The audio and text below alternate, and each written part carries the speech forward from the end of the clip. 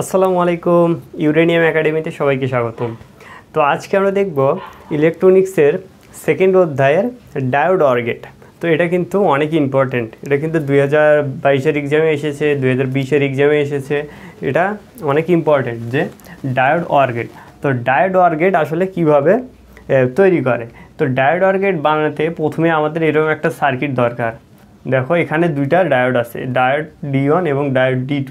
তো এই ডায়োড দুটার মাধ্যমে কিন্তু আমরা ওয়ার গেট যেভাবে কাজ করে সেই ওয়ার গেটের সত্যক সারণীটা কিন্তু প্রমাণ করব। তো ওয়ার গেট আসলে কি, দেখো ওয়ার গেটটা কিন্তু আমরা ইন্টারমিডিয়েটে পড়ে এসেছি, ফার্স্ট ইয়ারেও পড়ে এসেছি। দেখো ওয়ার গেট হচ্ছে এরকম।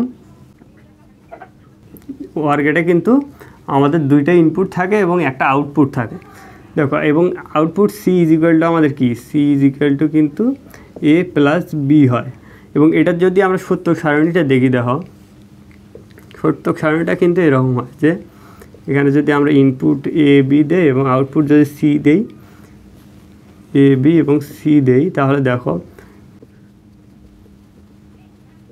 তো দেখো এটা কিন্তু আমাদের ওয়ার গেটের সত্যক সারণী। দেখো তো আমরা এই সার্কিটটা যে আমরা এঁকেছি, এই সার্কিটটার মাধ্যমেও আমরা এই সত্যক সারণীটা যদি আমরা প্রমাণ করতে পারি, তাহলে কিন্তু আমরা ডায়োড ওয়ার গেট কিন্তু বাস্তবায়ন করে ফেলব। তো দেখো এখানে দেখো আমাদের ডায়োড D1 এবং D2 আছে, তার দুই পাশে কিন্তু আমাদের এ এবং বি, এই দুটো হচ্ছে আমাদের ইনপুট এবং সি হচ্ছে আমাদের আউটপুট। তো দেখো আমরা দেখো এখন এইখানে আমরা ইনপুট প্রয়োগ করব এবং সি থেকে আমরা আউটপুট নেব। তো সেই আউটপুট এবং ইনপুটের সত্যক সারণীটা যদি আমাদের এই ওয়ার গেটের সত্যক সারণীর মতো হয়, তাহলে কিন্তু আমরা বলতে পারবো যে হ্যাঁ, আমরা ডায়োড দিয়ে ওয়ার গেট কিন্তু আমরা বাস্তবায়ন করে ফেলেছি। তো দেখো প্রথমেই দেখো এখানে আমরা ইনপুটে যা দেব, ইনপুটে তো আমরা 1 দিতে পারি না। 1 দেওয়ার জন্য আমাদের একটা ভোল্টেজ দিতে হয়। তো ভোল্টেজ আমরা ধরলাম যে 5 ভোল্ট ইজ ইকুয়াল টু আমাদের লজিক্যাল 1, লজিক্যাল 1 এবং 0 ভোল্ট ইজ ইকুয়াল টু হচ্ছে আমাদের লজিক্যাল 0। তো দেখো লজিক্যাল 1-এর জন্য 5 ভোল্ট এবং লজিক্যাল 0-এর জন্য আমাদের 0 ভোল্ট। তো আমরা যদি প্রথমেই এ প্রান্তে যদি আমরা দেখি, লিখে দেই, তো 1 নম্বর এ ইজ ইকুয়াল টু আমরা 0 এবং বি ইজ ইকুয়াল টু 0। তাহলে দেখো এই পাশে আমরা 0 দিয়েছি এবং এখানেও 0 দিয়েছি, মানে কোনো ভোল্টেজ দেয়নি, 0 ভোল্টেজ দিয়েছি এতে এবং বিতে। তাহলে দেখো তাহলে কিন্তু সিতেও কিন্তু আমরা 0ই পাবো, এখানে কিন্তু কোনো ভোল্টেজ আমরা পাবো না। তাহলে সি ইজ ইকুয়াল টু কিন্তু আমাদের 0 হয়ে যাবে। তো এবার দেখো আমরা যদি এ প্রান্তে যদি আমরা 5 ভোল্ট দেই এবং বি প্রান্তে যদি আমরা 0 দেই, তাহলে দেখো কি পাবো। যখন আমরা এই প্রান্তের 5 ভোল্ট দিব, তখন দেখো এই পাশটা কিন্তু এই D1 ডায়োডটা কিন্তু তখন কিন্তু ফরওয়ার্ড ব্যাসে থাকবে। এখানে আমরা +5 ভোল্ট দিলাম, তাহলে কিন্তু এই D1 ডায়োডটা কিন্তু আমাদের ফরওয়ার্ড ব্যাসে থাকবে। তাহলে দেখো তখন কিন্তু D1 ডায়োডটা কিন্তু পরিবহন করবে এবং এই পাশ দিয়ে সিতে কিন্তু আমরা তখন 5 ভোল্ট কিন্তু পাবো। মানে আমরা এখানে এ প্রান্তে 5 ভোল্ট দিলে আমরা সি প্রান্তেও কিন্তু 5 ভোল্ট কিন্তু পাবো। তো দেখো আমরা তাহলে যেহেতু এ প্রান্তে ভোল্টেজ দিয়েছি, তাহলে আমরা লিখতে পারি, দেখো 2 নম্বর ক্ষেত্রে আমরা কী লিখব, এ ইজ ইকুয়াল টু 1 এবং বি ইজ ইকুয়াল টু 0। দেখো এখানে কিন্তু আমরা কিছু দিইনি, তাও কিন্তু এই দিক দিয়ে কিন্তু আমরা কিন্তু এখানে আউটপুট কিন্তু 5 ভোল্ট কিন্তু পেয়েছি। তো দেখো এ ইজ ইকুয়াল টু 1 এবং বি ইজ ইকুয়াল টু 0, তাহলে আমরা পাই কি, তাহলে দেখো সি ইজ ইকুয়াল টু কিন্তু আমরা 5 ভোল্ট পেয়েছি, তার মানে আমরা সি ইজ ইকুয়াল টু লিখতে পারি 1।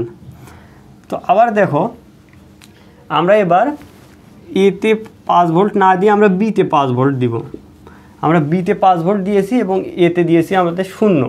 তো দেখো 0 ভোল্ট যখন আমরা এতে যখন আমরা 0 দেবো, তখন কিন্তু এই D1 ডায়োডটা কিন্তু পরিবহন করবে না। তো এটা কিন্তু আমাদের পরিবহন করবে না।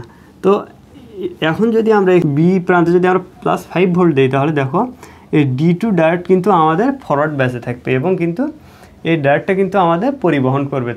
তখন এই 5 ভোল্ট কিন্তু এই ডায়োডের ভিতর দিয়ে এদিক দিয়ে এসে আমাদের সি প্রান্তে কিন্তু আমরা তখন 5 ভোল্ট পাবো, এই 5 ভোল্ট কিন্তু আমরা পাবো। তো দেখো আমরা যদি এখন লিখে নেই 3 নম্বর ক্ষেত্রে আমাদের কি হবে, এ ইজ ইকুয়াল টু আমাদের 0 এবং বি ইজ ইকুয়াল টু আমরা 1 দিয়েছি, মানে 5 ভোল্ট আমরা বি প্রান্তে দিয়েছি। তাহলে দেখো তাহলেও কিন্তু আমরা সি প্রান্তে কিন্তু 5 ভোল্ট পাই, অতএব আমরা লিখতে পারি সি ইজ ইকুয়াল টু 1। তো আবার এবার দেখো আমরা ই প্রান্তেও 5 ভোল্ট দিব, বি প্রান্তেও 5 ভোল্ট দিব। দেখো তো এই প্রান্তে আমরা 5 ভোল্ট দিয়েছি এবং বি প্রান্তেও 5 ভোল্ট দিয়েছি। তাহলে দেখো এই দুইটা ডায়োড D1 এবং D2 ডায়োড দুইটাই কিন্তু আমাদের ফরওয়ার্ড বায়াসে থাকবে। তখন যেহেতু এখানে ফরওয়ার্ড বায়াসে আছে সেহেতু কিন্তু আমরা এখানে সিতে কিন্তু ভোল্টেজ পাবো, বা আমরা বলতে পারি যে সিতেও কিন্তু আমরা 5 ভোল্ট পাবো, কারণ D1 এবং D2 দুইটাই কিন্তু আমাদের তখন পরিবহন করবে এবং এদিক দিয়ে আমরা কিন্তু সিতে 5 ভোল্ট পাবো। তো দেখো আমরা যদি লিখে নেই A is equal to 1 এবং B is equal to 1, তাহলে C is equal to 1 কিন্তু আমরা পেয়ে যাচ্ছি। তো দেখো এখানে যদি আমরা লিখি D1, তো দেখো এখানে কিন্তু আমরা দেখলাম যে কিভাবে আমরা এগুলো পেলাম। তো এটা যদি আমরা এই সত্যক সারণী আকারে যদি আমরা লিখে ফেলি তাহলে দেখো কি হবে, এখানেই আমরা লিখলাম।